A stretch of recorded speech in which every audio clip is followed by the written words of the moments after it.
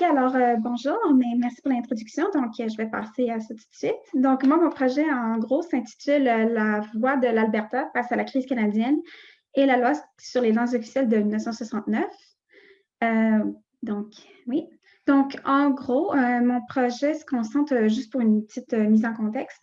Donc, la Commission royale d'enquête sur le biculturalisme et le bilinguisme et le biculturalisme, aussi connu sur Laurent Danton, avait comme mandat d'explorer la question, l'état du bilinguisme et du biculturalisme au Canada et de faire des recommandations pour que le Canada continue à évoluer sur un principe d'égalité entre les francophones et les anglophones, les deux peuples fondateurs. Et ceci, c'est dans le contexte d'une crise au Canada, la crise canadienne. En gros, on a peur que le Québec se sépare du Canada parce que les deux côtés, les francophones et les anglophones, ils ne s'entendent pas, ils ne s'écoutent pas et c'est la zizanie, c'est la chicane.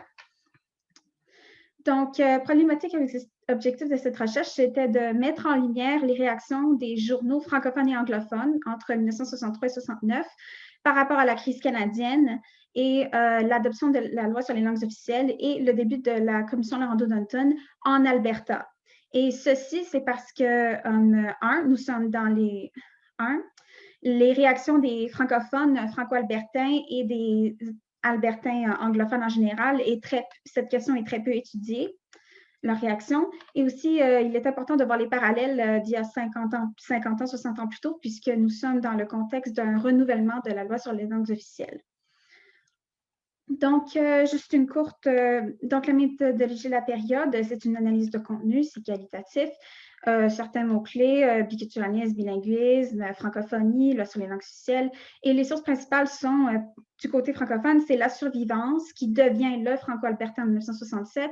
Et du côté anglophone, nous avons le Gateway, le Globe and Mail, Edmonton Journal, Calgary Herald, avec une attention particulière pour les tribunes libres dans les articles analysés et une attention particulière à ces trois périodes clés, 1963, 65 et 69.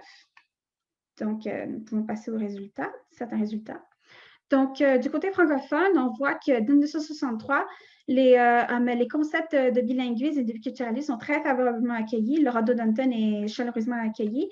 On voit ça comme un espoir de voir qu'il y ait une certaine entente ou au moins un débit d'écoute par rapport aux enjeux qui touchent la francophonie franco-albertaine. Ben, là c'est plutôt le Canada français. Et on a une peur des agitations séparatistes. On a aussi autant peur que le Québec se sépare. Et en 1900, quand le rapport préliminaire sort, qui fait état de la crise canadienne, on souligne la nécessité de dialogue, une des raisons derrière cette crise, un, qu'elle existe, et deux, la raison derrière cette crise, c'est qu'il n'y a pas d'écoute entre les deux camps et ça cause des chicanes et des malentendus. Ensuite, en 1968-69, lorsque la loi sur les langues officielles est annoncée, elle est passée. C'est encore une fois, c'est très favorablement accueilli. Mais entre-temps, il y a quand même eu des changements. Donc, c'est accueilli comme, c'est un très bon pas en avant. Le Canada est en train de maturer, mais il y a encore beaucoup de travail à faire pour les enjeux francophones. En passant du côté anglophone, ouais. Donc, le biculturalisme et le bilinguisme, dès le début, c'est très hostile. Il y a une incompréhension. On se dit, mais voyons donc, pourquoi est-ce qu'on s'intéresse à ça? C'est n'importe quoi. Ça n'a aucun rapport avec le paysage linguistique et culturel de l'Alberta. Ensuite, en 1965, encore une fois, on se dit, mais voyons, qu'est-ce que le Québec veut? What does Québec want? Et c'est en fait l'état de la division profonde que le rapport qui fait état de la crise canadienne fait au sein de l'Alberta. Ensuite, lorsque la loi sur les langues officielles est annoncée et passe, c'est encore une fois, on dit, mais voyons donc, cette loi est beaucoup trop généreuse envers les francophones, c'est discriminatoire, ça veut dire que le fédéral va être envahi par des Canadiens français. Et par contre, au cours de cette période, entre 1965 et 1969, il y a quand même eu une voix du côté anglophone, provenant surtout d'étudiants et de jeunes un petit peu plus libéraux, qui ont dit que, mais voyons donc, le rapport est clair, il y a une crise, il faut qu'on fasse quelque chose et que cette loi, c'est le minimum pour essayer de réparer certains dommages. Donc, juste une courte... En gros, la synthèse, c'est qu'il y a des divisions évidentes au sein des médias aux francophones et anglophones de l'Alberta par rapport à la crise canadienne, elle se fait sentir. Et tandis que les francophones sont optimistes, mais quand même très peu présents dans la sphère médiatique, les anglophones, il y a une incompréhension et des réactions majoritairement hostiles au cours de toute cette période.